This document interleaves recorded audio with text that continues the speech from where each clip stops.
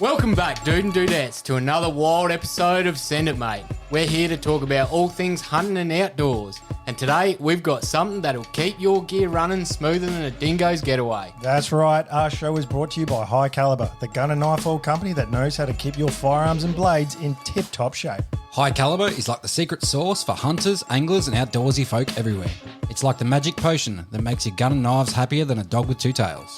You know, guys, I've been using High Caliber oil for a while now, and let me tell you, it's the duck's nuts. My rifle practically sings a lullaby when I take it out hunting. And speaking of lullabies, ever tried sneaking up on a deer with a squeaky gun? It's a prime way to end up with no venison in the freezer. You'll be hungrier than a vegan at a bacon festival. Absolutely. But with High Caliber oil, your gun will be quieter than a ninja in moonlight. You'll be stalking your prey with the grace and stealth of a mountain lion. High Caliber doesn't just keep things quiet, it also prevents rust and corrosion, so you won't find your gear looking like it spent a season at the bottom of a creek. That's right, and for you knife enthusiasts out there, High Caliber has got you covered too. Your trusty blade will slice through anything smoother than butter on a hot biscuit. So, folks, don't let your gear become a rusty, squeaky mess. Head on over to highcaliber.com.au and grab a bottle of their oil today.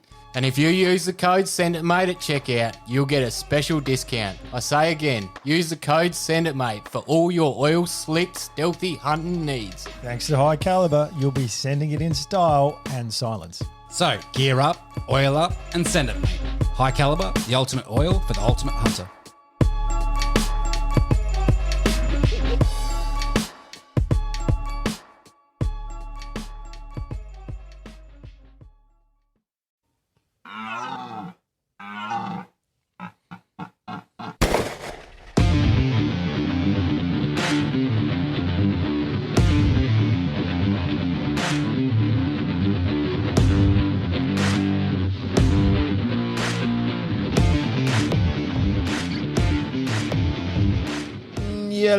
Hello. G'day, ladies and gentlemen. Welcome to another week of Send It Mate podcast. I'm Caleb. I'm Ryan. And I'm Josh. Silence. Do you know, this is for the first time ever, Josh will not be on an episode of Send It Mate podcast. What are you talking about? I'm here right now. Do you know what? We can hang as much shit on him as we need to. Just came from the gym. Do you like my shirt? I tore the sleeves off myself. That sounds like him. Hey, I just got an update from him. Actually, he's been sweating profusely and glued to a toilet bowl. So he's sick, ladies and gentlemen. We have to apologise for Josh. He's not here. Well, there's another word that I'd use for it, but Well, soft. Anyway, soft as. Extremely. But we won't let that get in the way because tonight we have a special guest with us. We have Tegan Wilson. Yeah, round of applause. Thanks for having me, guys. How you going? Ryan, we have a clap button, by the way. We could do that. I want authenticity, my friend. All this time. Far out. Anyway, how you going, Tegan? Yeah, good. Thanks for having me on, guys. Yeah, no probs. Great idea. It's an honour. We've had this in the pipeline for a couple of months now, and we see you're in lockdown, which can't be fun. So we're happy to give you something to do. How long have you been in lockdown now? It's been on and off for the whole year, but this lockdown, maybe like 3-4 weeks. I haven't really been keeping track. Wow. All the days just sort of melt into one, don't they? I thought it was Tuesday this morning and woke up and it was Wednesday. So we've only had 2 lockdowns in SA. The first one was 3 days. Second one was a week. Oh, I went nuts. I could not handle it. I lasted for like 3 days, but being locked in a tiny little house with a child is never fun. Well, I don't know how you're doing it for weeks. Like, what do you do? What do you do with your time? What have you been doing with your time? Well, I've been drawing a lot, so that's been good. Oh yeah. I recently was working in pharmacy and then I stopped, which I don't know why I did. So that was good for all of last year because I could still work. But yeah, just been drawing and kind of doing. Well, I've noticed that on the gram, actually. You're quite the artist. And it was actually one of my questions I was going to ask you about, but you've touched on it. So what's the go with drawing? Is it something you've always done, or you're actually very good at it? So people should check you out. Thank you. So not really. I went to an arts academy in high school, got a scholarship for that. but never did anything realism. So just did like abstract. The actual first face I drew, my art teacher told me to steer clear of realism. is that really good, but is that like Yeah. that? I don't want to use the word cliche, but that story of my teacher told me I wouldn't be anything. Now, fucking, Yeah. this is a fuck you to the teacher. pretty much. Yeah, And that's then great. out of school was in like when I started working full time, I started like just drawing on my lunch breaks, sort of stuff, and I'd come home and I'd finish it. And then the very first big lockdown Melbourne had, I posted something on Facebook and it went crazy. I had made $5,000 in 5 weeks. Holy crap! Wow. Random people that I had no idea who they were. Well done. And not even with an OnlyFans. That's pretty impressive. I don't even make that, and I've got an OnlyFans. That's because there's no market for you, man. I am hard to look at. Oh, that's awesome. I know how hard realism is because I'm an industrial designer by trade, and I can draw products. But when it comes to drawing people or animals or anything like that, I'm lost. I've done a bit of it because I did, obviously, as part of your training, you learn that, and I've done a bit of life drawing and drawing people and whatever. And yeah, it's hard to draw realism. So props to you. Yeah. Thank you. Most of my drawings are actually done just from memory, just like what I think a face is what I draw. All right, Oh, so now you're showing off. Yeah, I was just going to say, so you don't do the old, like, get a picture and then try to copy what's on the picture. You just like, I might fucking draw an old man today. I'll draw an old man. Yeah, sometimes. Yeah, that's Unless I have talent. things that people want, then I'll obviously draw from a photo, but Oh, that's Yeah. great. Yeah, that's even more impressive. So I feel like I'm not doing enough with my life now. I've just I want to take up pastel painting or something. you haven't been in lockdown long enough, man. No, that's true. So how do people see your drawings if they want to have a look, Tegan? I have an Instagram account. It's Tegan_realism art. Realistic art. Very Tegan good. _realistic art.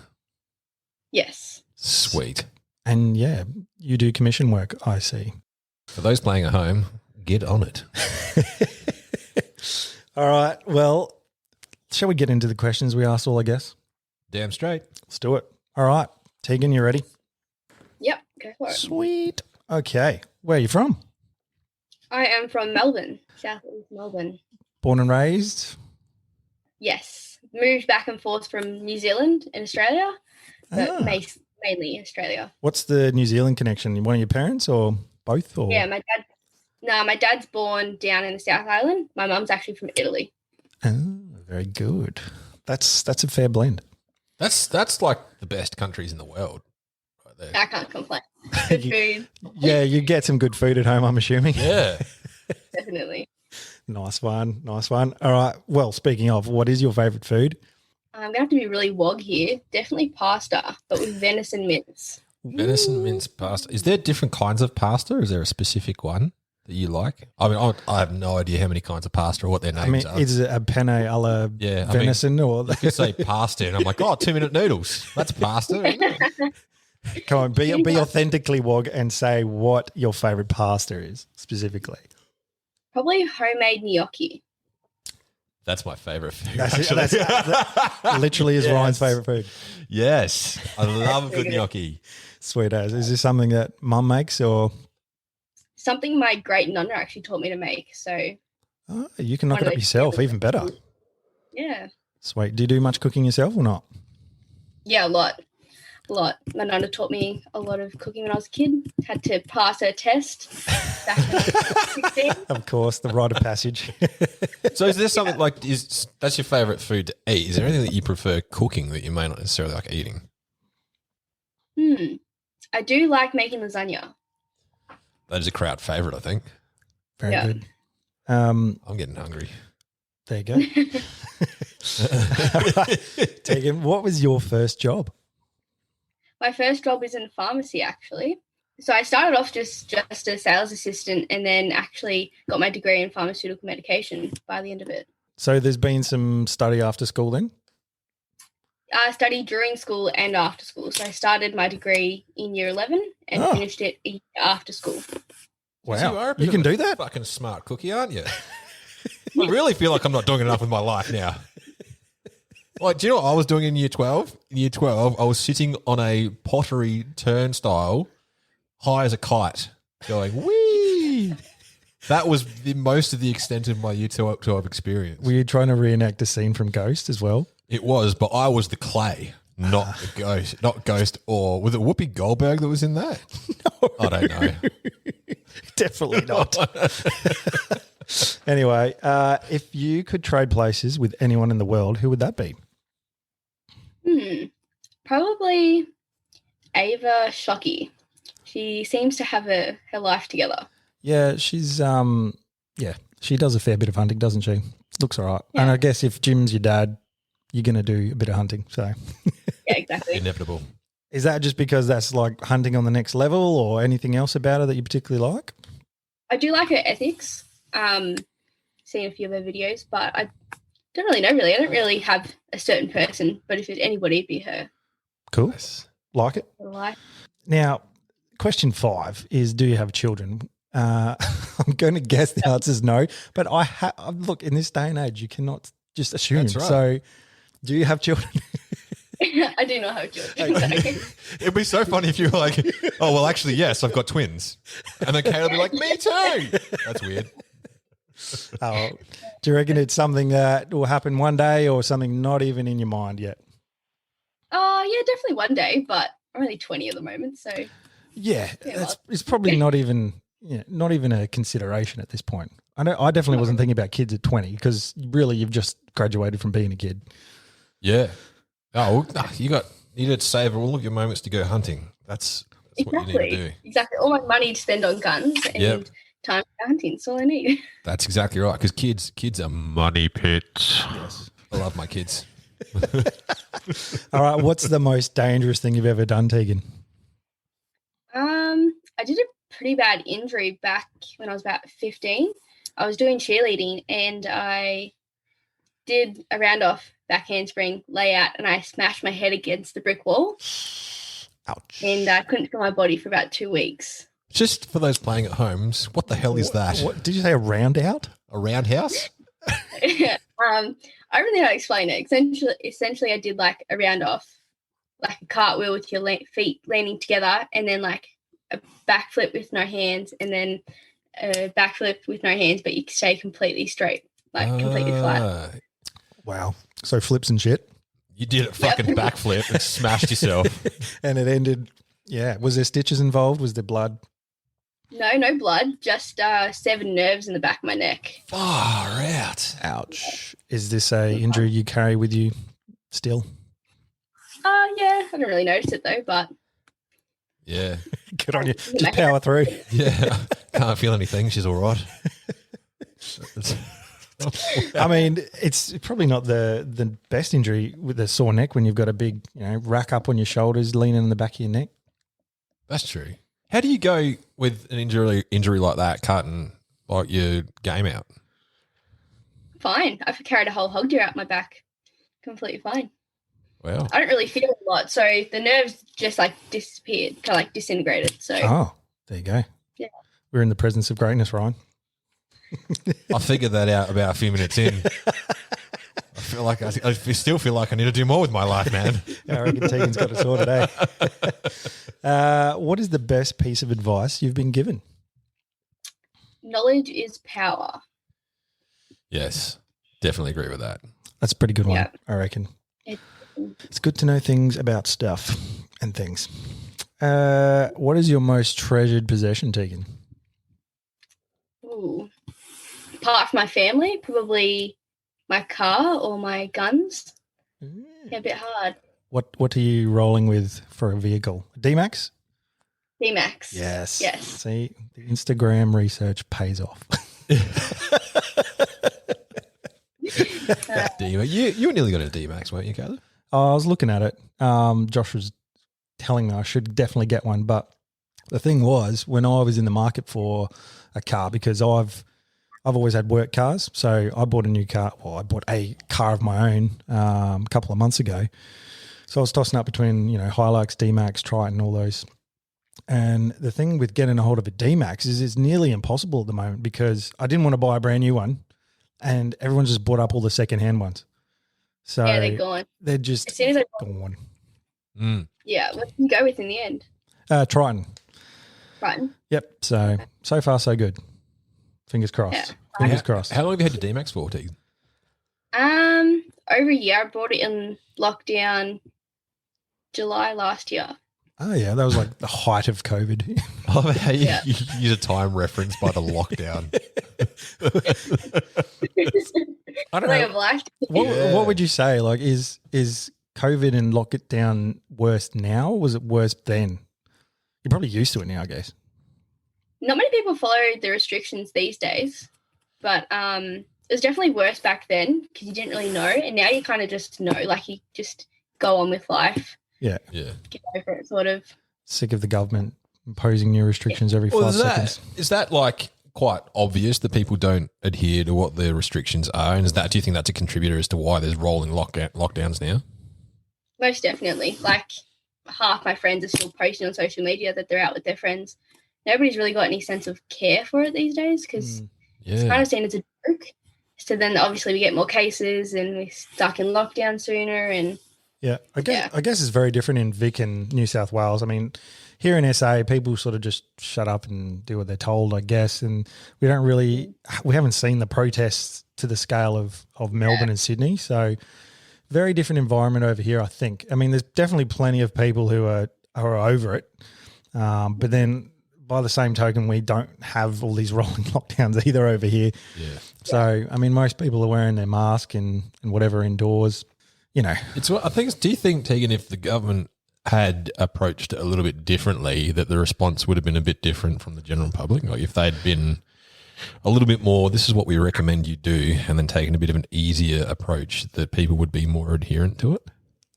most definitely. I think they've definitely, like I understand they want to go hard and fast and like get it out of the way, but it's obviously not working. So they need to look at it in a more friendly approach because like heaps of businesses are going under.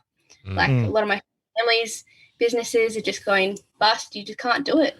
yeah. Like hairdressers are struggling. Yeah, everyone's struggling. It's crazy. I was actually having a discussion last night with my old man about this, where I think that it's going to come to a point where economic disaster would have to outweigh any bullshit excuse that they're using to have people in lockdowns, because you're going to end up having entire economies collapse because no one's contributing to the economy. Like, Correct. It's actually pretty funny watching the American media poke fun at us at how Oh yeah, we're laughing joke. at how severe our restrictions are compared to the amount of cases and deaths we've got. So, bloody COVID. Anyway, recommend a movie to us, Tegan. My favourite movie, probably Shawshank Redemption, but I feel like everyone's seen that. that is a great movie. A lot of people say that. It is a good movie. It is. It's one of those. It's up there with the Green. Is it Green Mile? The one with the big. Yeah. dude? Yeah, Green Mile. Yeah. It was like right on the cusp of quality storylines and just great cinematic experiences. I think Good acting. good acting. That's a good one. Solid choice. All right, what was your first rifle? Ooh. My first rifle, I didn't own it, but it was my dad's 308 Hauer that I shot when I was a kid. Yeah, buddy. Oh, God. The Hauer. It was a 308 though, Ryan. Yeah, so Yeah. it's not as good as proper a caliber. 243, but that's fine. I'll give you the Hauer. I'll shoot a Hauer 243. I fucking love it. Yeah, I took the gun. Yeah. But I am a sneaky girl, so Wow. that's Well. what I shoot now. All right then. Well, let's take it back to where hunting outdoors all started for you, Tegan. How old do you reckon you were when you first got interested in all things hunting and outdoors? I was 8 years old and I still remember the day. I've got two brothers, one's older and one's younger. Yep. And hunting was very much a thing of it was time to spend with Dad. It was something that he did that nobody really knew what it was. So we'd all get allocated turns and we'd go out with him, walk around the bush. I didn't really know what I was doing to start off with. I thought we were just going camping because he did a lot of camping as kids. Yeah. And then the first time he shot a deer with me was when I was hooked. And I was 8 years old everything that, like, all my hunting gear that I was wearing was 10 sizes too big because it was brought from my older brother, not me. So I put these gaiters on that were the size of my legs. These boots were way too big.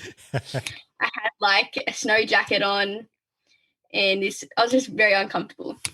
And we walked for ages, and we didn't see much. Saw a lot of fresh sign, but it was cold, and I had blisters on my feet. And the significant part of the story was we were walking back, and we were about 20 meters away from the hill where we walked straight up to get to the car. And we were sitting down having a break just before last light, and I turned to my dad and I say, what are the chances of seeing a deer? I wasn't disheartened. I was happy to be there, but I just wanted to know.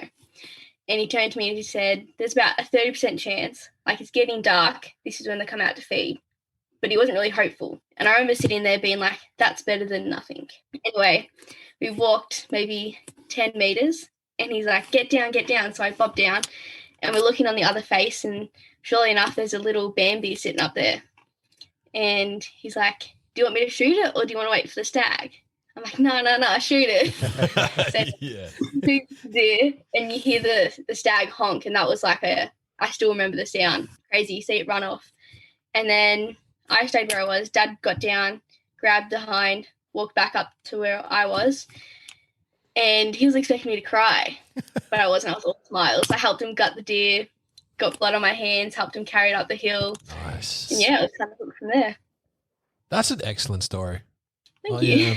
I remember when I took my son hunting for the first time on the other end of that particular scenario. He did the same thing. I took him rabbit hunting, and I thought he would freak out because he's very much an animal lover. And then trying to separate the whole pets versus wild thing, he hadn't quite grasped that. Yeah, I mean, this is the dilemma I have with my twin girls at the moment. Is they love that I hunt and they love eating what I hunt, but they love animals so much they can't wrap their head around ending something's life, basically. So were you in a similar situation as an 8-year-old, or how did you go with that? I definitely was. Like, I cried when my cat killed a bird, that sort of stuff. Yeah. But I don't know, I kind of just understood the whole way of life that we didn't kill it. It'd eventually die of old age or whatnot. And being able to put that food on the table. Like, I remember when we cooked that venison up and Dad put it on the table and said, we carried this out. Like, that was such a huge accomplishment. Yeah. Being young and being able to feed my family was pretty cool. And that's kind of how I could justify it as a kid. Yeah, nice. Well, I'm assuming your old man explained all those things to you as well along the way. So, no, that's parenting done right, I reckon. Absolutely. He's done a good job. Hat off to your dad. Well, considering my mum's a vegan, it's kind of hard. Oh, shit. Your mum's a vegan. Yeah. How does that go? We kind of just don't talk about the hunting. I've got all the trophies in my bedroom. Yeah, I was looking at that. Are they all around your bed? They are. And I have some on the wall above me as well. Wow. That's that would scare the shit out of me if I was having a nightmare and woke up and saw just a bunch of deer looking down on me. Do you ever freak yourself out sometimes? Far out. I have before, yes. I've hit my head on a few of them as well. Yeah, you get some weird shadows, I reckon. Far out. Yeah, wow. You wouldn't want any of them to fall on you, I guess, but I'm sure they're mounted quite well. So how did your mum and dad, because has your mum been a vegan most of her life, or is it that a relatively new thing? No, my mum was a vegetarian when they got together. And my dad didn't start hunting until I think my older brother was born. Okay. And then he was like, I also do hunting. And yeah, I don't really know how it all happened.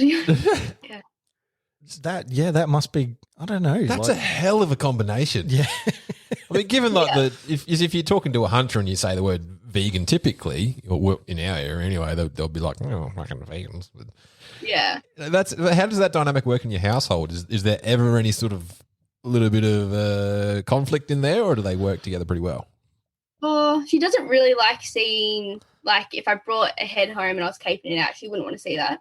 Mm-hmm. She doesn't particularly come into my room all that often because she doesn't love seeing them. Yeah. She likes the beetle, though. She'll have that one in the living room. Ah. That's a good tactic for keeping your mum out of your room. But Most 20-year-olds wouldn't want their mum in the room anyway, so you've done well, I reckon.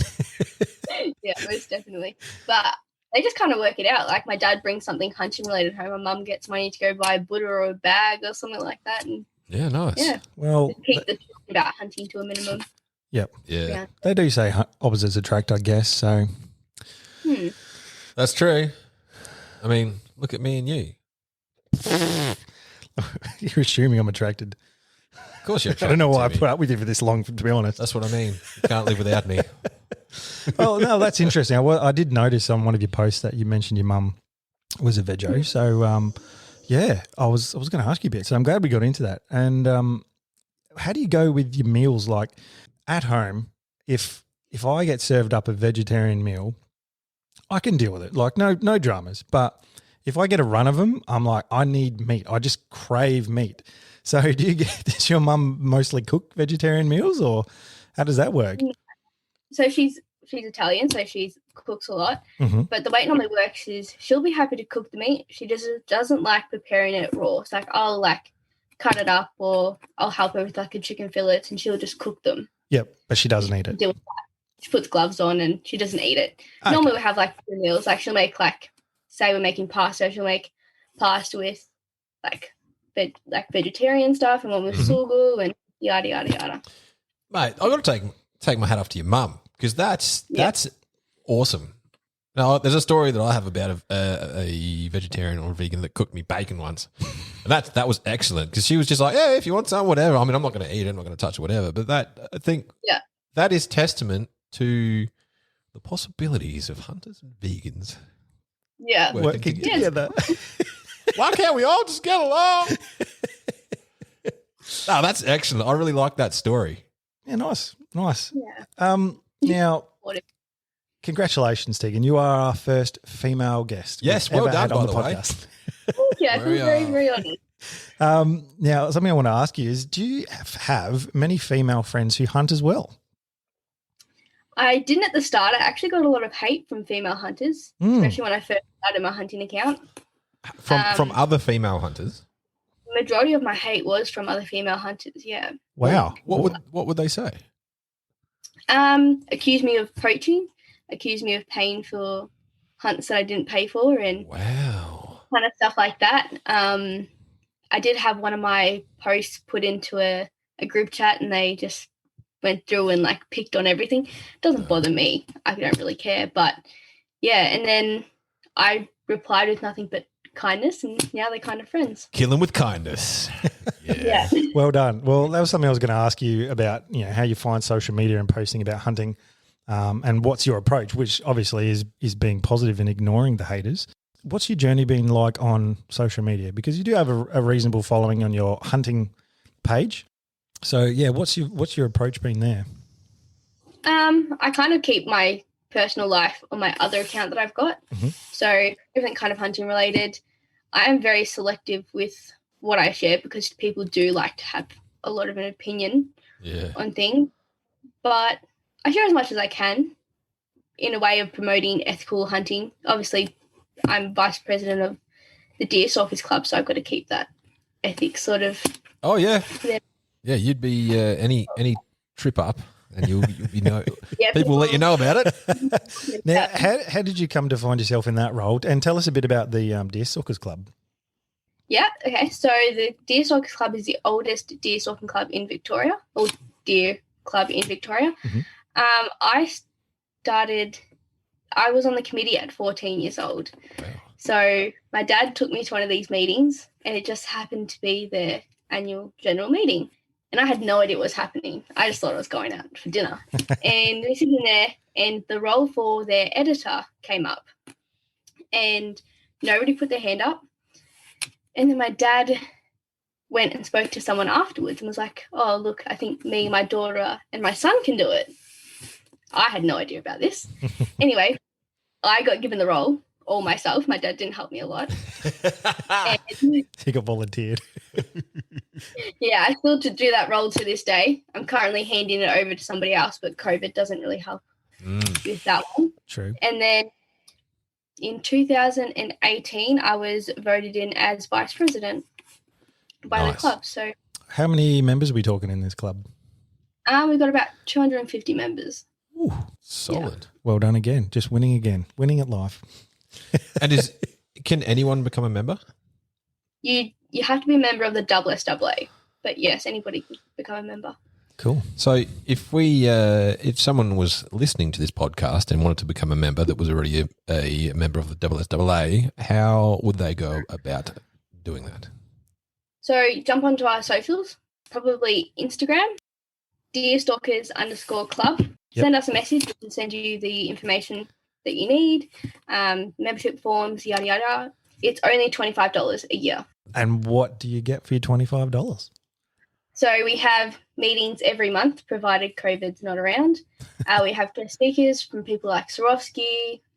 We have live butchering demonstrations. We also have hunter education, free hunter education that's run by my dad and myself. Very good. Which is about like a 2-weekend sort of thing. Mhm. We also have a house up in Victorian High Country, like a little lodge that we own in the club, where members get access to that. It's in prime hunting area. Do raffles, all that sort of stuff. Yeah, nice. Good place to come and talk with like-minded people. Well, that's the thing, and I think that's the thing with any club is you want to get around people who like the same things as you do. So for $25, that sounds pretty Bloody good. steal is what that is. Most That's definite. quality right there. Ladies and gentlemen playing at home, go sign up. Make sure you remember the SSAA first, though. Yeah, I mean, Yeah.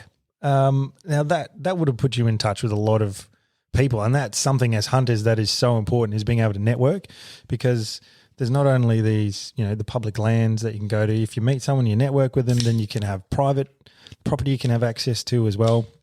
But I think, most important is just sharing stories amongst hunters. And that's something we try and promote as much as we can. And while we have guests on such as yourself, is to hear people's journeys of hunting, because everyone's gotten into hunting at different stages in life, or, they've had international hunts, or they've only hunted in Australia, and everyone's on sort of this different progression as we talk about week in, week out. Oh, there's never, ever a shortage of stories and interesting yarns. Some are appropriate, some are inappropriate. But does the club have a online presence at all, other than the grams?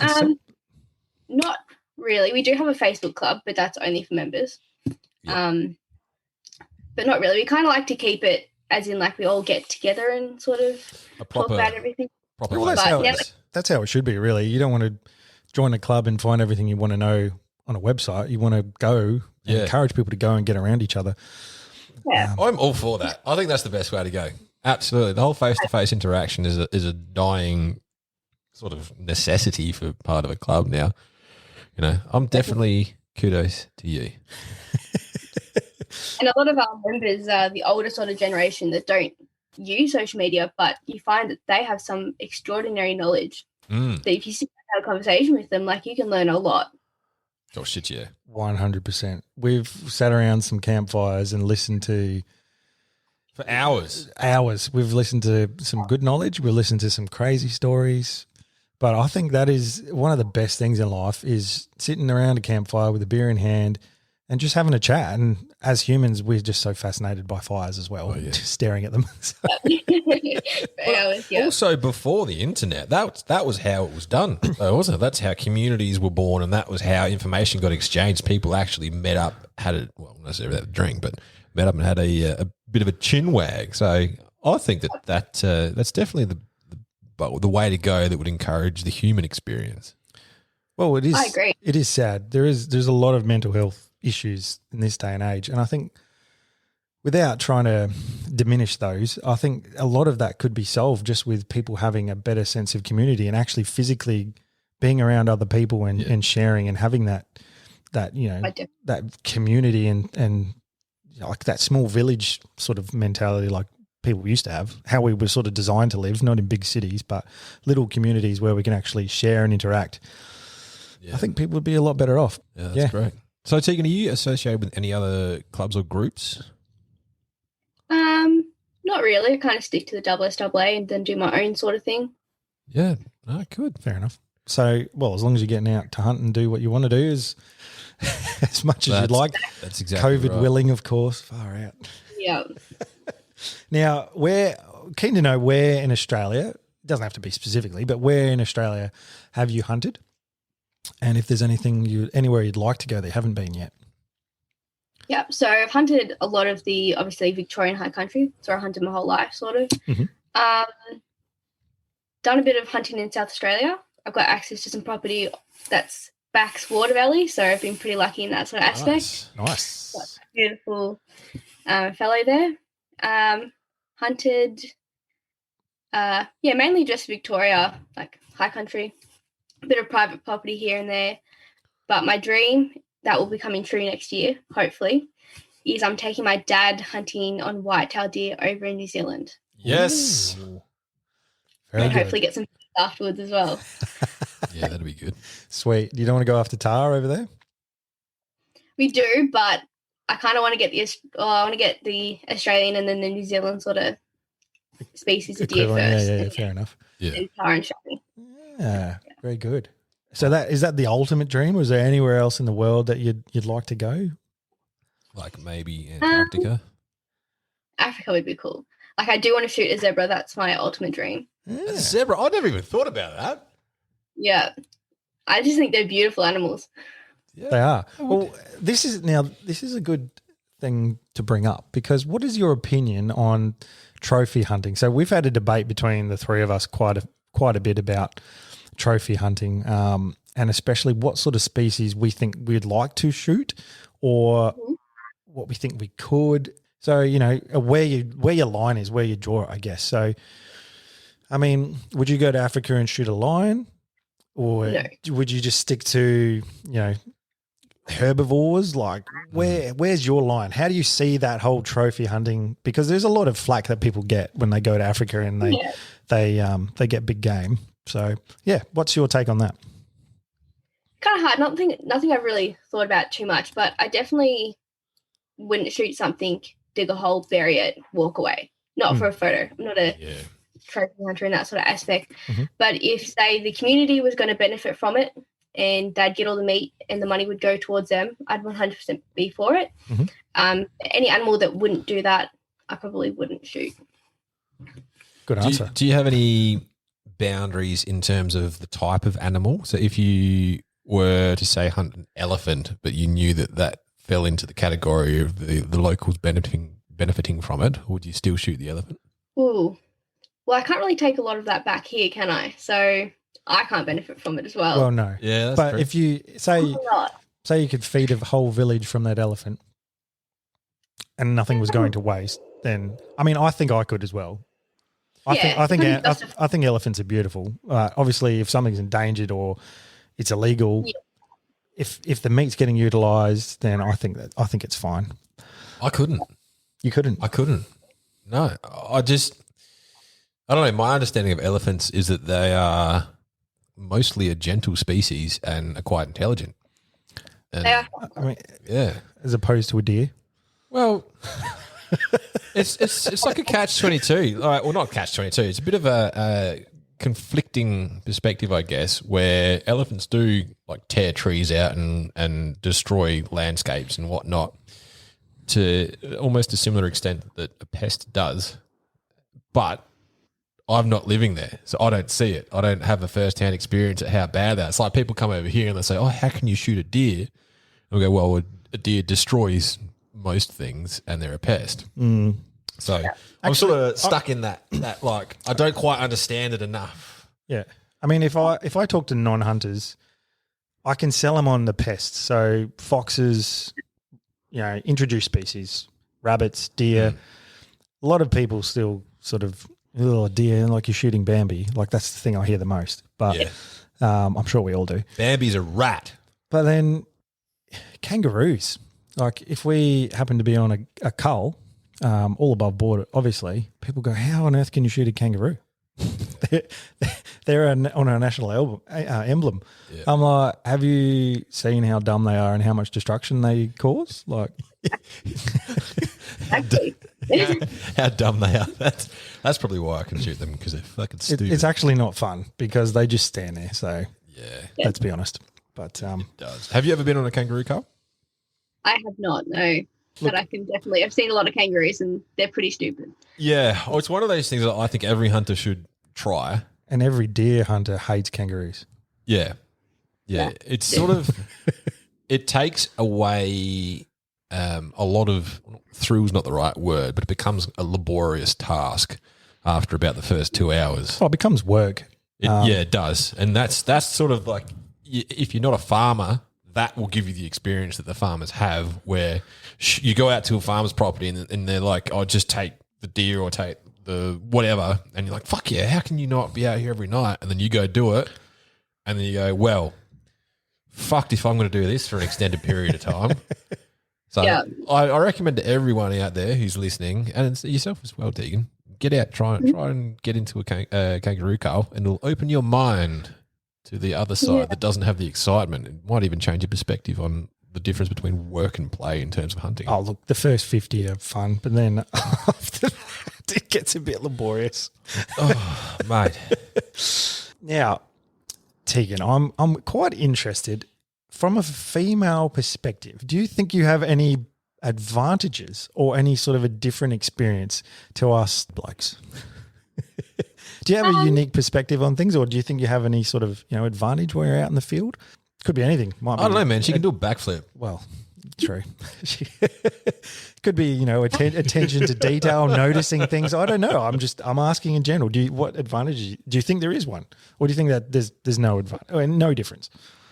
I definitely think that females take their time a lot more, have more patience. Like hog deer hunting, for example, you have to sit and wait. I'll outsit my dad any day of the week. Yeah. Kind of like walking past tracks, I'll sort of analyze them a little bit more than my dad will. He'll just walk over them, see them. I'll kind of like look at sort of like where they're located, whether they had sunlight, whether they're just old or whether they're actually fresh. Yeah. I think females just take a little bit more time. Yeah. Ryan needs to learn that. Mate, I'm terrible at that, I am the worst. And I'm aware of it, but don't change. That's probably more scary. But I move a million miles an hour, and I don't know, the way I see it is I increase. The more land I cover, the more my chances are increased, just the way I see it. It's crazy what you walk past when you slow down. Well, that's true. I mean, I've been deer stalking where we've charged around, we've covered like 25 Ks in a day versus glassing and sitting on a hill and watching. And look, I think if you're stomping around chasing them, you see probably more, but they're usually running the opposite way. Yeah, good. Versus if you just, slow down a bit and sit and watch, they don't know you're there. So they'll sort of hang around a bit. So I like both approaches, but I like glassing because I can sleep. Yeah. As long as there's someone next to me, as long as someone else is nudge when there's a deer going by. Yeah. Although the last ones that we shot in Victoria, I was taking a selfie, and then there's three of them just wandered out. Yeah. Oh, beautiful. Yeah. I think I did have a nap, and then I woke up like, oh, I'm feeling pretty. Might take a selfie. I mean, you did miss because you had to put your phone down first, but anyway. I did. Oh, that's right. I missed. Yeah, there was three of them. I think I panicked a little bit. No, I hit him. I definitely hit him because I saw it, and then I lost him in some high reeds down creek bed, and then I went back and sat down, and then no joke, 5 minutes later, another one come down the same track. Yeah. It was like Deer City. It was great. Poor effort It from you. sounds like it. Yeah, I got that one though. That one actually, I'm put a roast on the slow cooker to go tomorrow. The last bit of Veno from that guy, that girl. Sorry. It was right. definitely was not a stag. Yeah, very good. Now, do you find a phone a distraction out in the field? Do you take it with you? Do you post while you're out there? I guess it depends on reception as well, but Including gathering content. I personally don't like having my phone out there a lot. I sort of used to see it like back in high school as a time where I didn't have to talk to anybody. I didn't have to worry about anything going on. It was my time. A lot of the places I hunt, I have no reception, which I'm happy about. I do obviously take photos so that I can post them and content and everything like that. But yeah, definitely try and be on my phone as minimal as possible. With the content gathering, do you do most of it yourself, or do you have someone that's with you that does a lot of it with you? I do a lot of hunting myself, so I've kind of got to learn to do it myself. It's tricky, isn't it? In our experience, when you're trying to think about what you're taking pictures of and hunt and get a good angle and sort of do these ones and try and film yourself about to shoot something, it's not the easiest. So it would definitely be nice to have a crew of people following you around, I reckon. Is that something you reckon you'd do one day if you could have a TV show and people followed you around, or do you just think hunting's just my time? Go away. I've definitely thought about it. Like, I've thought about starting like a hunter training sort of thing before and taking other people or even like starting YouTube. But I don't know, I don't want to take away from it. Kind of like brew hunting, and you don't want to turn it into work. It's kind of my hobby. Like with my job at the moment, working for the SSAA, I'm around guns every day, and essentially it's a dream job. Mm-hmm. But you kind of lose a little bit of the love for it. Yeah. But when it's work, yeah, you definitely don't want to lose that. That's something I love about hunting, is just escaping. It's like escaping your normal everyday life and just completely removing yourself and being out in nature. Totally different world. Completely. I'd prefer to live in that world, to be honest. I fucking hate people. It sucks. It sucks having to work and make money to be able to do the things you want to do. Like we all kind of reckon it would be great if life was a bit simpler and you could just exist and gather some food and build yourself a shelter, and that was sort of all you had to do. Just gradually improve things. Yeah. Now we have to worry about the stock market, bloody whether we can go get milk with a mask. I mean, I can't leave the house past 9 o'clock, so. Yeah. Oh, yeah.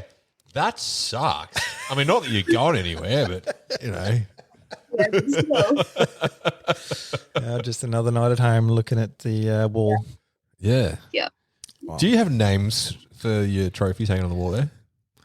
I do have some of them, yes. What are their names? A lot of them- Can you point them out? All right, we'll go through them. We've got a hoggy there. Name? No name? That one there is named Dustin.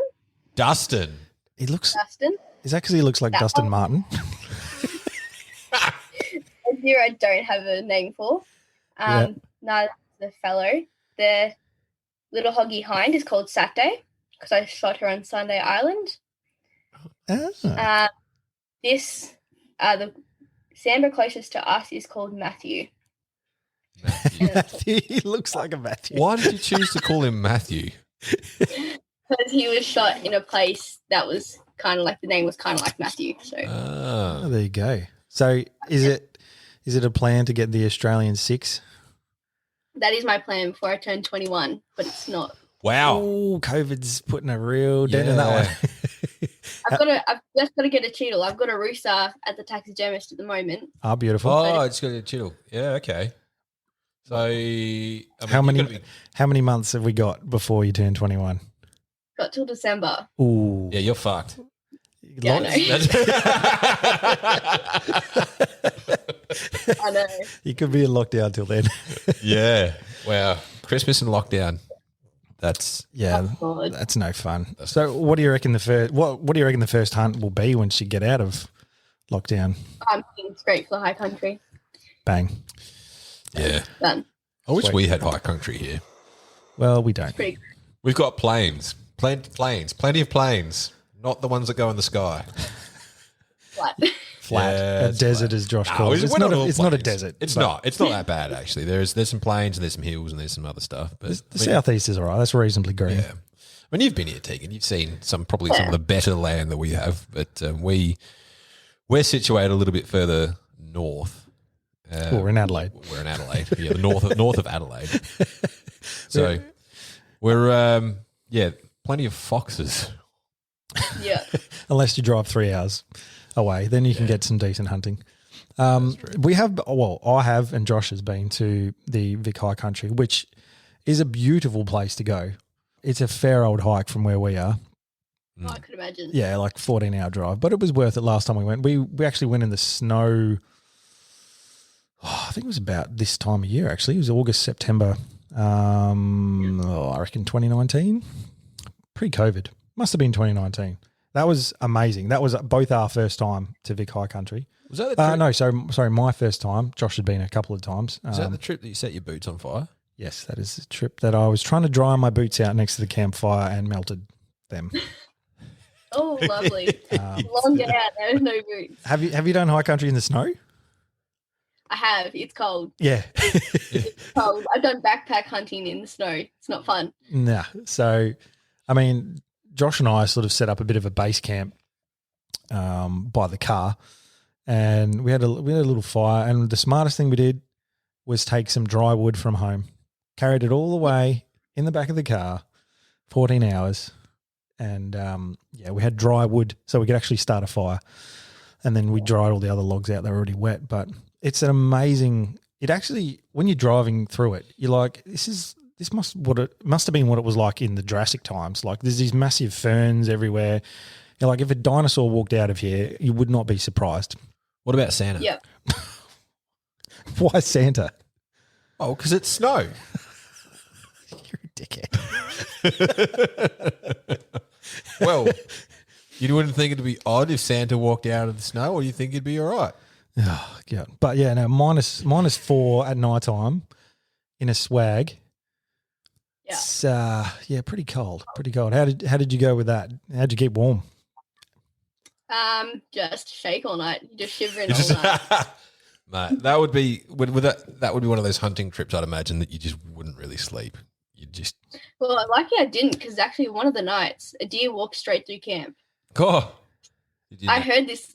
I was like, it's too loud. Like it was a very heavy footprint. I was like, this doesn't sound right. And we camped not far from game trail, so I unzipped my tent, put my head up, and there he was. Well, Female, male, but yeah. yeah, Should have tackled him. crash tackle. Just don't put a spotlight on. just crash after him in the dark. But Do a backflip and a roundhouse to his face. that's not ethical, Ryan. So No, why it's would not. you do that? The vice president of the Deer Stalking Association, Deer It's a Stalking Club. test. I'm just testing you, Tegan.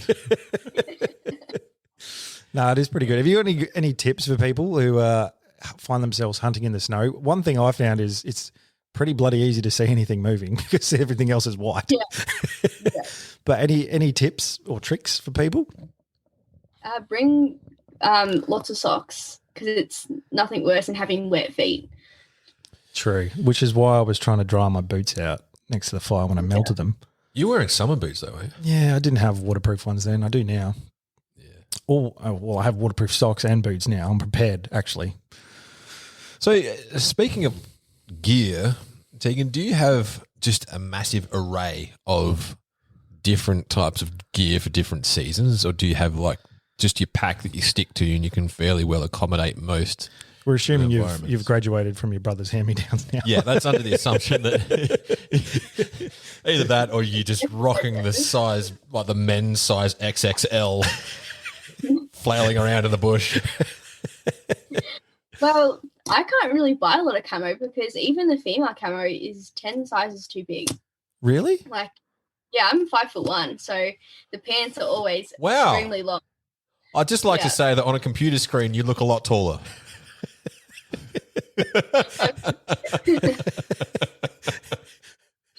But yeah, a lot of my hunting gear is actually just normal clothes that is just camo colored. Like I wear jeans out hunting, and it's comfortable. Wow. There you go. Do you know what?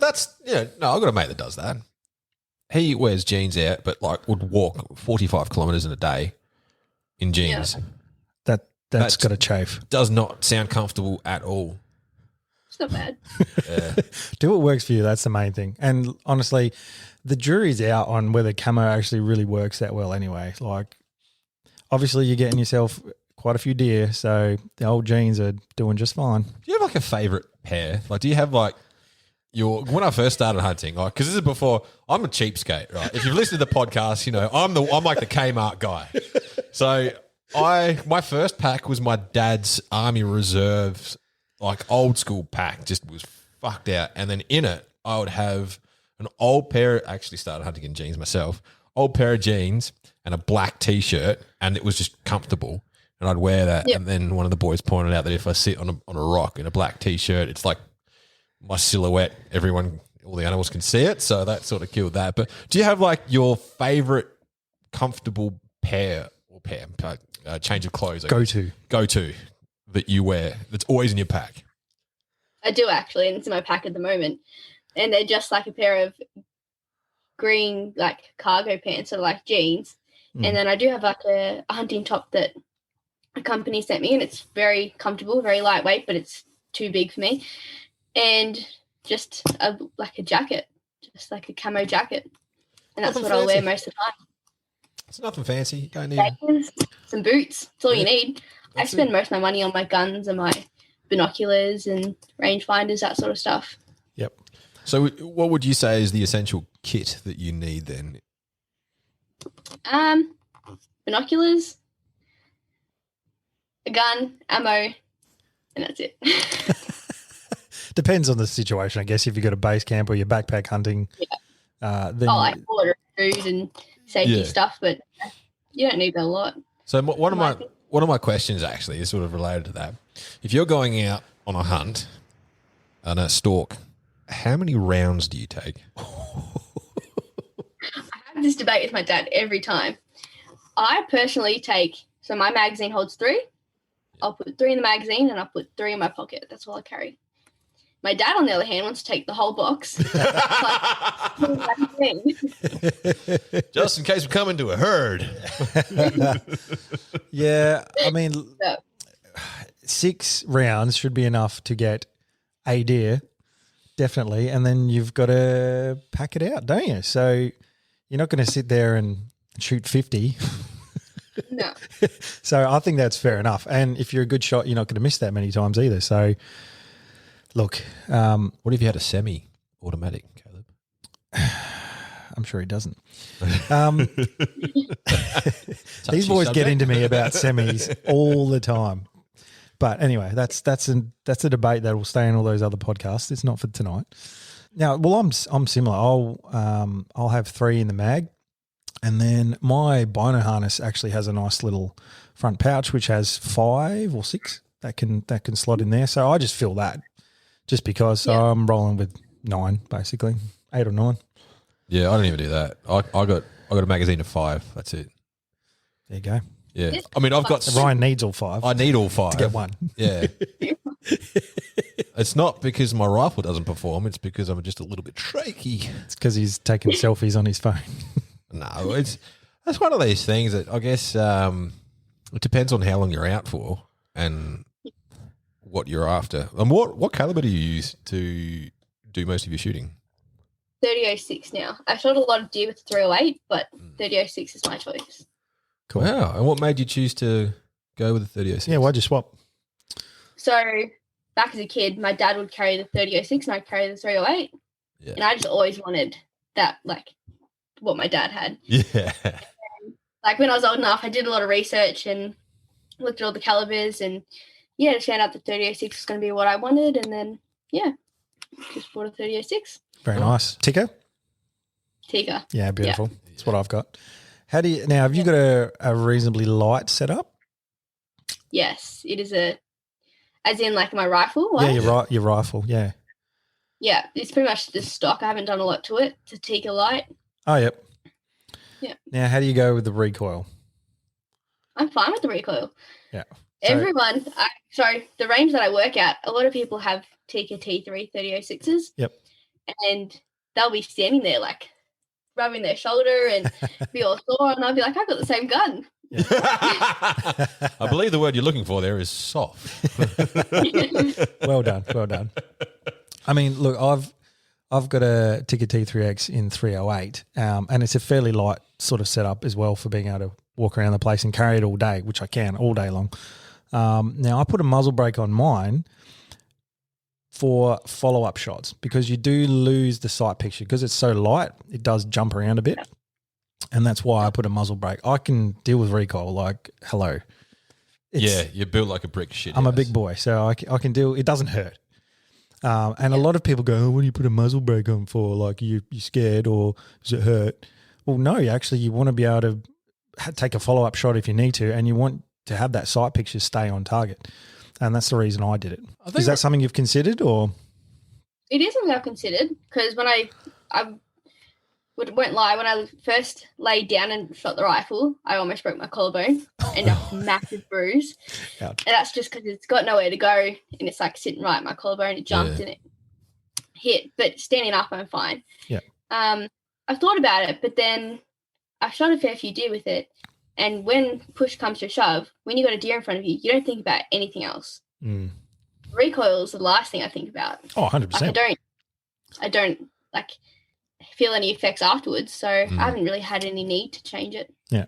So do you spend much time at the range then? I mean, yeah, as in working. yeah, yes. no, as in like, As in shooting, yeah. yeah, shooting at the range, like honing your skills. Because that's what tipped me over the edge. Like, if I only hunted, I wouldn't have put a muzzle brake on. But if I spend time at the range and you want to see where your round's gone and it's jumped, that was shitting me off like you wouldn't believe. So that's why I put a muzzle brake on mine. Yeah. Yeah. So, yeah. so I was just going to say, I don't think we've actually spoken about you working at the range. You've mentioned it a couple of times. What does it take to work at a range? Because that seems like the dream jobs for every shooter. To be honest, I kind of got given the job. I was at one of my meetings, and the meetings that we have for the Deer Stalkers Club is actually at the gun range. Oh. So I was there one day setting up early for the meeting, and I was talking to the manager, and she pretty much just offered me a job then and there. Worked, and then I got promoted to kind of like assistant manager. So I do that now. So what does that entail? What do you if you're going to get a job at a gun range, what are you going to do? Be in the right place at the right time. Wave the This is why people need to get off their computers and get out and be in front of people, because they get offered jobs. Yeah, that's true. Do you know what? That's how I got my jobs. Anyway, digressing. Sorry. Essentially, you just have like your firearms license for a certain amount of years. Yep. Know how to deal with safety aspects. So like know what a squib load is, a hang fire, all that sort of stuff. Know how to deal with the general public. Yep. Any job. But the main range that I work at, anybody can go and shoot there. So whether you speak English or not, you can come and shoot. Wow. And you're shooting 22s, but the main role of my job is to teach people that have never seen a gun before how to safely operate a firearms. Yeah. Wow. So you got to be able to teach in that aspect. So how do you go in terms of fuck ups, and how often does it happen? And do you think it's just inexperience or people not paying attention? So one thing I've learned in this job is that common sense is not common. Correct. So true. Obviously, we have a lot of safety protocols in place. So they're shooting 22, laying down at 50 meters. They've got to rest. So they collect the firearms from the window, hold it above their head, straight up, walk straight to their mat, place it down. Then we go through a safety briefing. Mm-hmm. The parts where we find goes wrong the most is when they're bringing the firearms from the mat to the window. They'll point it in every which direction. They'll want to get a photo. They'll put their finger on the trigger. They'll point it at someone and pose in some weird direction. Muzzle awareness just goes out the window. Yeah, it's crazy. After they've shot 50 rounds at a target, they still, Do you yell at them? Like, I'd be like, what the fuck are you doing? You kind of pick and choose your moments, but if I see something going bad, I'm on the other end of the range, you do have to yell at them. Yeah. You have to be firm. Otherwise, they could shoot someone. So I'd be like, Well, do you want to die? That's what you're doing. You're going to die. But real big, booming, serious voice, because you don't fuck around with that shit, man. Yeah. that would be an interesting job. For sure. It is. You see things. I would imagine you'd be quite patient then. We'll have to have a lot of patience. Yeah. And it's definitely helps being Italian because you've got to talk with your hands because not everyone can understand everything. So I I feel like I'm talking to like a 2-year-old sometimes. Oh wow! So is that like a language barrier thing, or is that just people get so excited they don't actually Well, listen? she said some people don't even speak English. That's Yeah. crazy. So, Language barrier. I once taught a blind person how to shoot, so that was interesting. oh wow, how did you go with that? Now, with all due respect, to the blind person, what thrill were they getting out of? Because they couldn't. Vision impaired or completely blind. That is awesome. So vision impaired, so he couldn't see a lot. Okay. So essentially, I put him down on a bench. I set the rifle up. I looked behind it and was pointing at the target. He could see the crosshairs briefly. Okay. He could see a red dot down the bottom, but that's all he could see. He couldn't see anything to the sides, nothing else. So I stood there with him. I held the rifle. He kind of like held it as well. I loaded it because he couldn't see the bolt or anything like that. Yeah. He just pulled the trigger 50 times. And I just stood there. Mate, that is awesome. That is like a dude is like, do you know what? I'm going to fucking do this. Well, good on him. Did you speak to him about it, like why he wanted to do it? Oh, I did actually. So he was actually there for his brother's bucks party, and he didn't want to like miss out.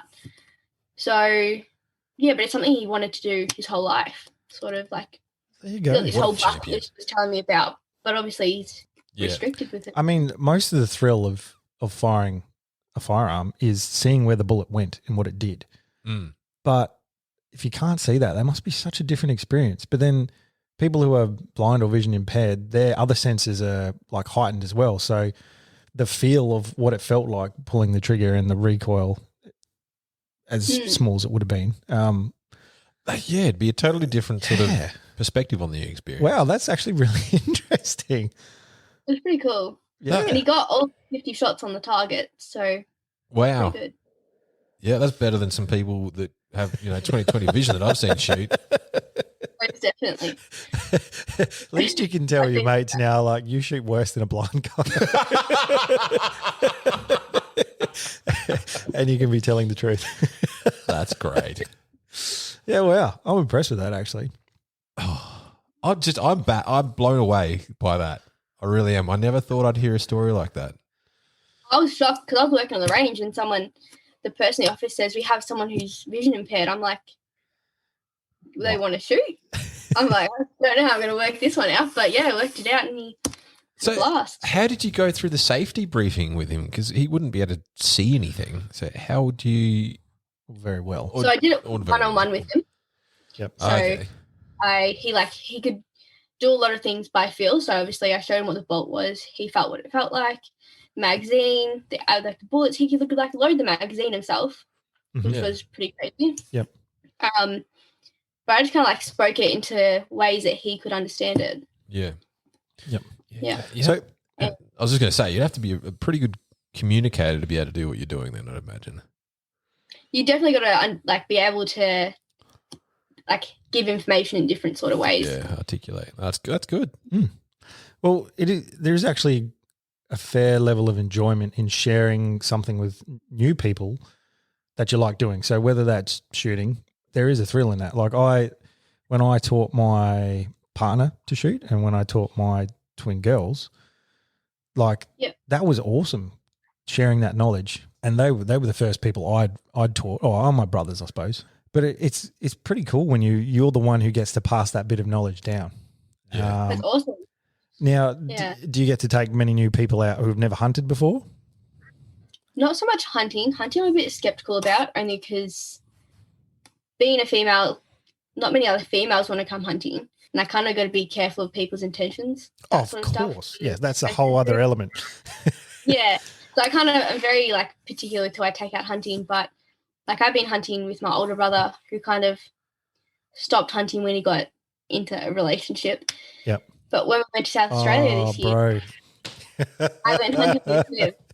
Yeah. Are we allowed to hang shit on your brother for getting up hunting? Most definitely. Dude. That's shocking.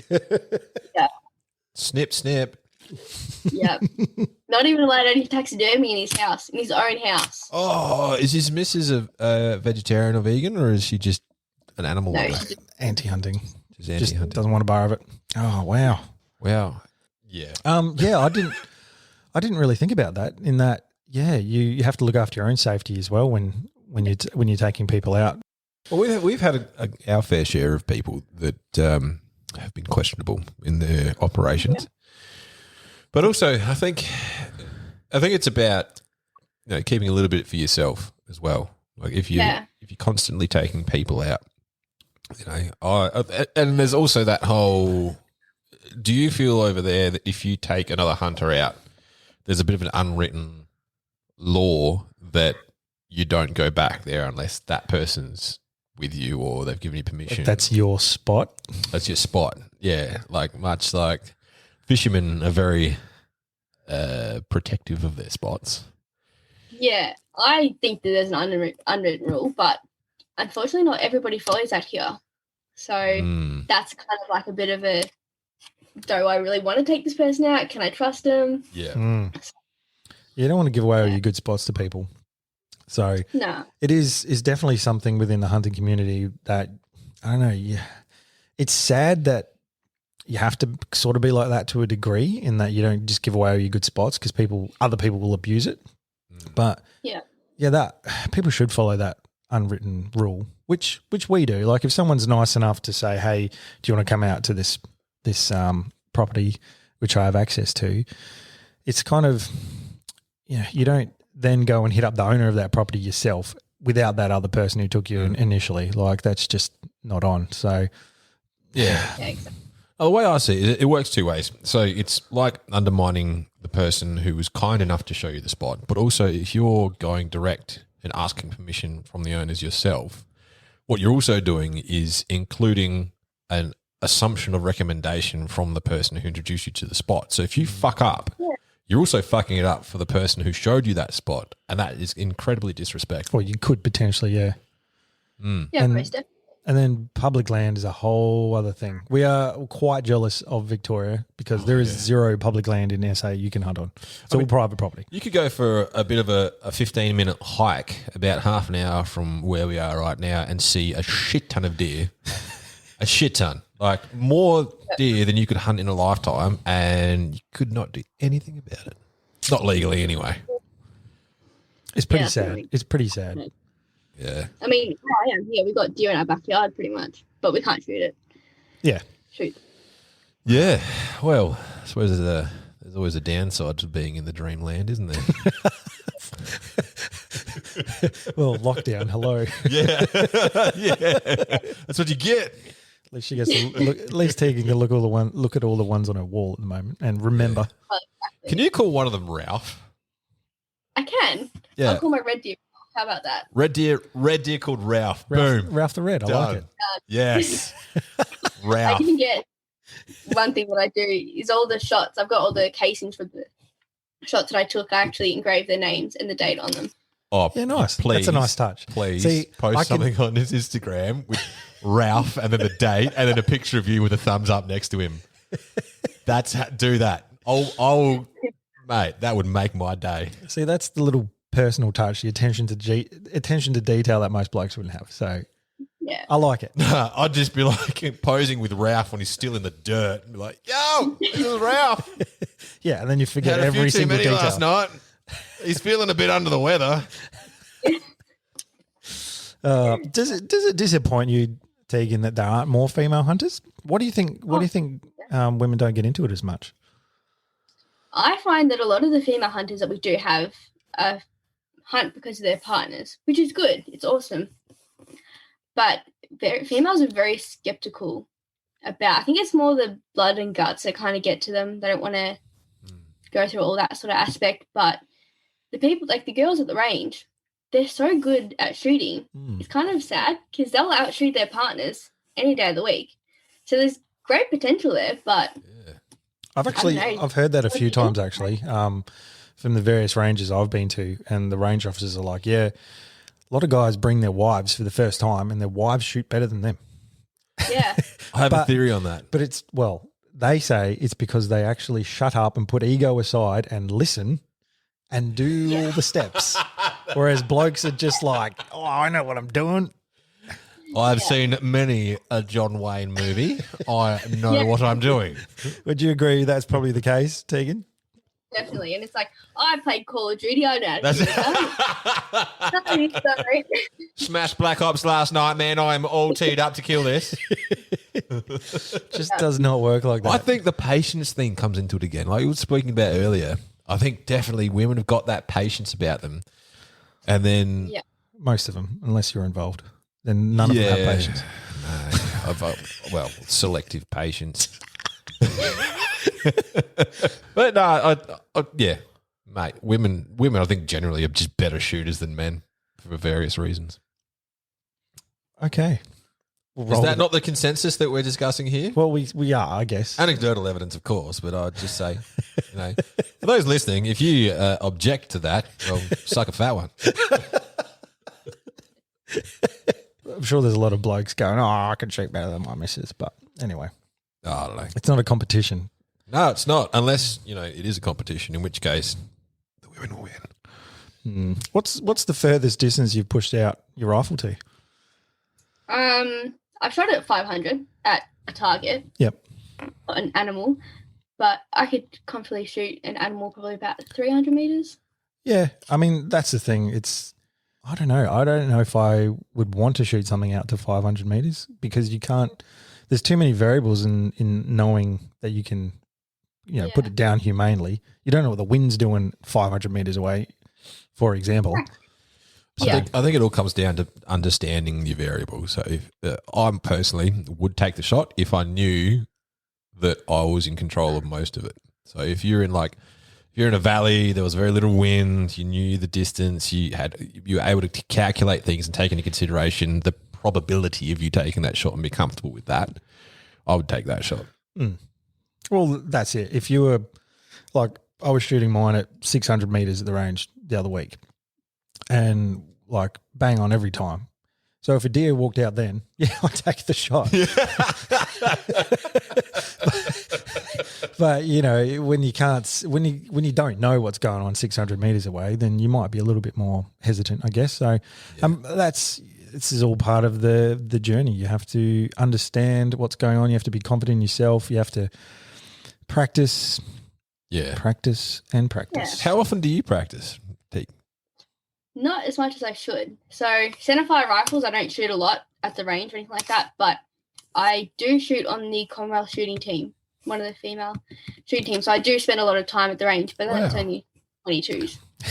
Ryan. But still good practice. I seriously need to start fucking doing something with my life. I swear to God. I might write a book or something. Just try to catch up with Tegan. Fuck. Kudos to you. You've done a lot for someone of your age. When I was, how old are you? You're 20 years old. Jesus. When Ryan was 20, fuck me. I was a loose unit and was not being very productive at all. Anyway. Back on track. You're busy picking yourself up out of a gutter every weekend. I was. Oh, jeez. Weekend or not, it didn't really matter. Let's talk about that. You're on the Commonwealth team.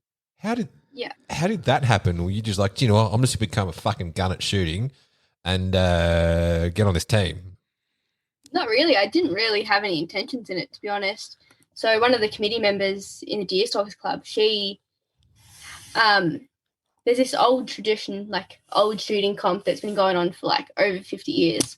And she kind of lured me into doing that. And that was open sights, 10 meters, freehand, 8 shots.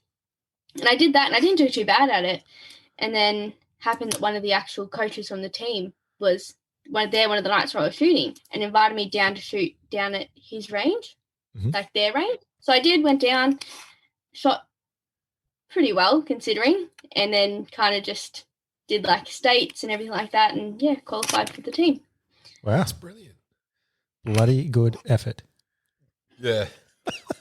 Mate, you're putting us to shame, Tegan. You really are. I'm so glad that we got you on the podcast because it's actually quite inspiring. It is. To, especially, no offense, a lot of people in your generation are just like, what are they doing with their lives? Lazy motherfuckers is and the word you're you've done so for. much. So it is actually quite inspiring. And you hold yourself very professionally.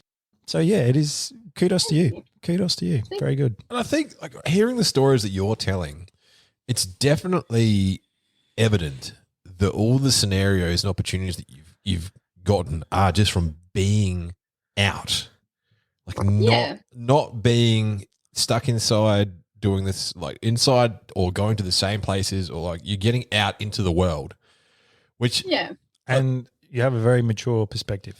So you can tell you've been listening to the old fellas and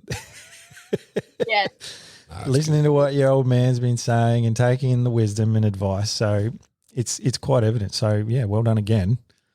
Oh, I'm just so glad that I can experience how much I need to level up. The shame. No, you've inspired me. I'm going to write a book. Here's one for you, Short Tegan. story. If you could change anything about Australia's gun laws, what do you reckon you'd change? Or would you keep them the same? Would you introduce semi-automatics?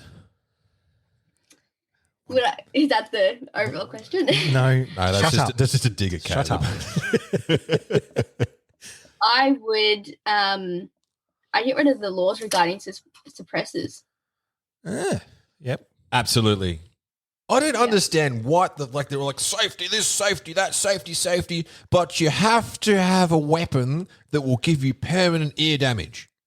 Yeah, exactly. Fucking The only idiots. modification you can do is make it louder. Yeah. Well, they're allowed them in New Zealand, are they? They are. Sure. Yeah, they are. Because you see every person in New Zealand on a hunting page. Yeah. It's like 50% gun, 50% suppressor. Yeah. Yeah, well, that makes sense. I don't like, and we spoke about this on the podcast a couple of episodes ago about the noise difference that a suppressor makes, and the whole portrayal of it that we see in the movies and that sort of thing isn't actually true. And I mean, unless you're talking about a subsonic 22, you're talking about a bigger caliber rifle. It's tolerable, but it's still relatively loud. So this whole idea that people are going to be sneaking around with silenced weapons and they're going to be capping people's asses and whatnot, it's just a crock of shit. It would be such a handy tool to have as a hunter. Because you just don't make so much noise. Scare everything off in a 3 kilometre radius. Including me. However, like it is, there's pros and cons. It is good to hear when there's other people around as well. So, oh shit, there's a bloke over there shooting. I might go that way. That is handy. But, yeah. Have you shot with a suppressor before, Tegan? I have not, no. I've been around guns that have been shot with suppressors over in New Zealand, but never actually shot one myself. Oh, I haven't either. I'd be quite interested to see if it has a different feel to it. Here's one for you. When you're on public land, do you ever run into other hunters? I do sometimes, yeah. You run into a lot of hound hunters. Well, there are a lot of hound hunters up in Victoria. There are. Deer stalkers, not so much, because where I hunt pretty deep into the bush. Like, you wouldn't know where I would be. But down at camp, you get people driving through camp, that sort of stuff. A lot of them are hound hunters, though. Yeah, you get that. I'm yet to run into someone else. And I guess, like, if you hear someone, you sort of don't go that way. But just casually cruising through the bush, even if it's pretty deep, I haven't actually run into another human. Motorbike riders, like trail bike riders. Oh, God. Go away. Some random people camping. Yes, but other hunters, no. It's bizarre. Like for us all, when we first went to Vic, and you're like, I'm allowed a rifle to carry around on public land. It is actually weird. It's so weird. Yeah. Because, we've all grown up here in SA, just private land only. And, where I'm allowed to be here. So it is a bizarre concept to sort of walk around and, 100 metres down the road, people are just camping in their tents. It is. So, but on that, what is your opinion on hound hunting? Is it something you've done or? I have not. I've been offered, but I haven't yet to pick a crew that I'm real comfortable with to go hound hunting with. I definitely agree that, and this might spark a few people's. It's all right. We like being controversial. I definitely agree that we need them to keep our numbers down, especially here in Victoria. Like they do a lot for numbers. Mm-hmm. But I wouldn't exactly call it hunting. There is a degree of hunting in there, but correct. The dogs do majority of the work. Yes. I think you and I are on the same page. Yeah. like the amount of shots that I hear for one deer. Mm, About 10 to 12 shots for one deer. yeah. So, I guess would that be? I guess they're probably trying to hit him on the run, mostly if the dogs are chasing after him. That's interesting. Like I mean, I'm not very familiar with deer hunting with dogs. Pig hunting definitely, but how for those playing at home, how would that typically work? If you're going to hunt with dogs for deers, do they just flush out the deer, or do they latch on like with the pigs? I don't personally know all that much about it, but I think they mainly just chase them, bail them up, and then someone shoots them. That's interesting. I'll have to look into that one. I just don't think I'm with you on that. Absolutely. I don't think that using a dog as an aid, well, I say it's an aid, but really the dog does the hunting, you do the shooting. Like, like you mentioned, Tegan, it has its purpose for keeping numbers down. But if it's, I guess, from a purist perspective, if you're talking about hunting for hunting's sake, like it's not really hunting. It's like it is, but it isn't. Like it's like baiting. Like it is, to play the devil's advocate in that. If hunting does become a laborious event for you, the dogs would speed that up and make it more efficient. So it's an efficient way of doing it, but it's depending on how you're hunting and if the dogs are only flushing out the deer. Horses for courses, I guess. It's the ethics that play into that I don't necessarily agree with, because if you're flashing a deer out, then you're taking shots on the run. But if you're not and you're using hounds and they are trapping and holding, then that's a totally different story again. I don't know. We'll have to have a hound hunter on one day and ask them all the relevant questions, because I don't know. I've only seen videos and I don't know. I don't know if it's for me, but I quite like just hacking around in the scrub without having to look after a dog. We did talk last week. Was it last week or the week before about a guy who got shot by his dog? Oh, yeah. Yeah, don't leave a loaded shotgun next to you while your dog's jumping around. Put it that way. Oh, God. Muzzle awareness. I don't know. It's just one other thing you got to look after, I guess. Yeah. Maybe one dog if it's well trained. Then it's like that, owner and dog relationship and whatever. But just a pack of them, no. Do you have dogs, Tegan? My dad has a hunting dog, like a German Shepherd pointer that walks with him. Oh, but she's a family dog, so she doesn't go hunting all that much anymore. I have enough trouble looking after myself when I'm out there, just trying to keep up with old llama legs over here. Hey, man, I've got good genetics and I'm an athlete. No, he just has no patience and doesn't know how to walk slowly. That is true. Now, Tegan, have you got any questions for us? Yeah, what made you guys want to start this podcast? A lot of alcohol. I think mainly we wanted to do something collectively, and we'd looked in the past about filming our hunts, and we tried a bit of that, and we had a guy out who filmed us, and we nearly killed him. Yeah, we nearly killed him. Well, we didn't. Sorry, the elements nearly killed him. He nearly killed himself. Yeah. He couldn't deal with a 35-degree day without water for 2 hours, carrying camera equipment. Anyway, that's another story. Soft. But, we sort of did that. That failed, and then we were like, well, we like sharing our experiences. We like just sitting around and having a chat. Like, what can we do? And we all listen to podcasts. Like most people who love podcasts will listen to Joe Rogan or something like that. So I thought one day I'm sitting in the car, I'm driving along, and I rang Josh up and I said, dude, why don't we just do a podcast? Then we don't have to film it. We don't have to worry about anyone else. We just have to be able to talk and share our experiences. And hopefully along the way we might be able to have guests on and learn about their experiences. And I think it's about that sense of community in us being able to share with other people and other people being able to share with us and interacting. And we talk to a lot of people on Instagram and Facebook, and just, something like what the Deer Stalkers Club is where you just get like-minded people in the same place and talk and share experiences. So it's definitely been a learning experience for us. We only started less than a year ago. And we literally just sat in a room and tried talking for an hour to see if we could do it. Because it's all right when you're sort of sitting around with your friends around the campfire and just having a random chat, but put a recording device in front of you, you just get this weird what do I say? Can I say? What can I say? Yeah. Yeah. And then it sort of progressed from there. We tried different formats of what would work to try and prompted the discussion a bit more and I sort of evolved. I don't think any of us realised how much work was actually involved. Yeah.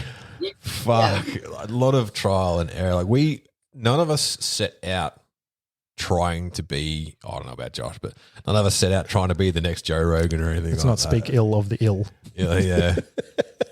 No, it's funny. But I don't know. Like I think you guys asked me to come on after you guys decided to do it. Yeah. So Josh and I literally sat down in my lounge room, put a phone in between us, recorded for an hour, and we're like, oh, we can do it, but it would be good to have a third person for that extra dynamic. And we're all three different people in a lot of ways. We all like the same things, but we all have very different perspectives. So in the same way that, a show like Top Gear has three different perspectives and they all just banter with each other, that's sort of what we were going for.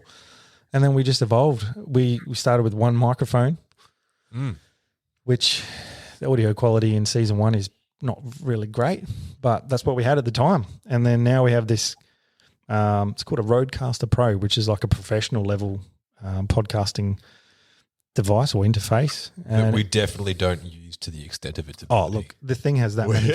So many buttons on it. It has that many functions and features, but you know what? It makes the job so easy. So we can link in people via Zoom like yourself. We could also, like if Josh wasn't sick tonight, we could put him on via the phone because he's down in the southeast at the moment.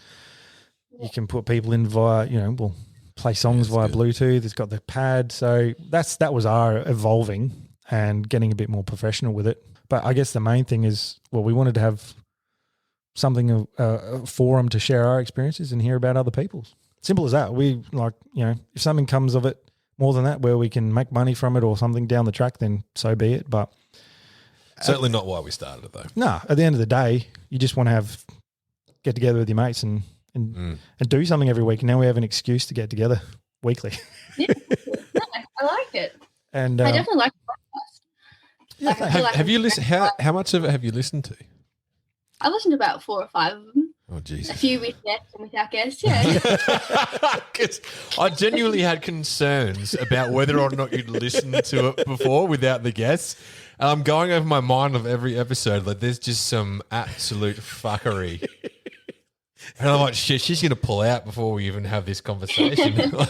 But no, it's certainly a little bit different to your standard podcast that you'd find out there, I think. Yeah, well, look, we're not trying to be offensive for offence's sake, I guess. Like, we're not out there trying to offend people. And there is a lot of stuff I edit out if we go too far, because it's easy to get the sillies and go too far between mates. And there is stuff that I've taken out which you're like, that's probably going too far.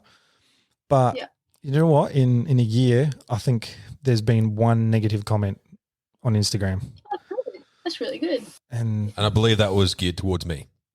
That was when Ryan played a prank on Josh during our last lockdown, and some guy just said, "You guys are fucking idiots." That was Yeah.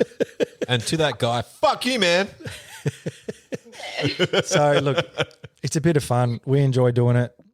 Sometimes we can drink alcohol on a weeknight, and it's okay. My rule of no alcohol on a school night definitely went out the window when we started the podcast. Totally. All right. Well, I think it's about time that we wrap it up. Tegan's been very generous with her time. Yes. And how can people get a hold of you on your social medias? What's your hashtags? So my Instagram is Tegan_hunting adventures. Very good. Tegan's_adventures. For those playing at home, jump on it right now. Don't waste any time. Check it out. There's some great photos, great content on there, and then some awesome drawing as well on the other page. Yeah. Thank you. Very talented artist. So Tegan, it's actually been quite a pleasure to have you on the podcast tonight. We've learned some stuff. Absolutely. We're very impressed with you as a person. Very mature, very professional. I like it. I think you'll go far. Very switched on. And Thank you. I'm definitely going to hold you to the whole Ralph thing, by the way. Ralph the Red. Ralph the Red. But Red. it's like you're going to release a clothing line called Ralph the Red now. Sounds too much like Ralph Lauren. That's the joke, man. Oh, fuck. Again, my sense of humor is You're wasted too on serious. Your delivery. It's all in the you. delivery. My delivery is too Anyway, serious. we'll leave it there. Tegan, thank you so much for coming on tonight. It's been a pleasure. Thank you guys for having me. I've had an absolute blast. Cool. It's been awesome. Good. Well, we'll have to have you back on sometime and get an update on what your most recent adventures are. For Sounds sure. good. Awesome. All right, guys. We've been Caleb, I'm Ryan. and Josh is probably still I'm attached still to a toilet here. bowl. No, he's attached to a toilet bowl somewhere. I'm Josh. Hopefully he'll be back next week. All right, ladies and gentlemen, thank you for listening once again. Peace out. Catch ya.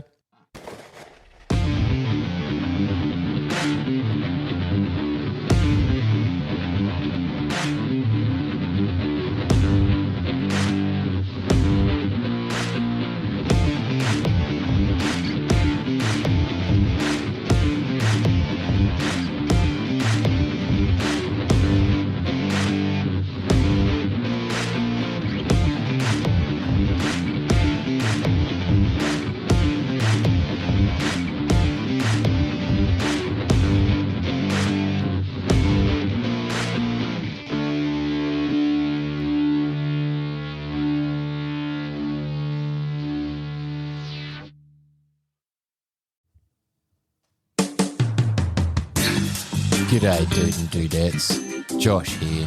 Do you find it hard to keep your long, hard barrels free from gun STDs? Maybe you need a clean out of your bore. If this is you, jump on over to highcaliber.com.au and use the promo code SENDITMATE to receive a 10% discount on all your gun cleaning needs. And remember, it's sexy to support Australian-made products. Everyone here at Send It Mate uses High Caliber, and we can promise you that it'll keep your firearms free from those pesky gun STDs.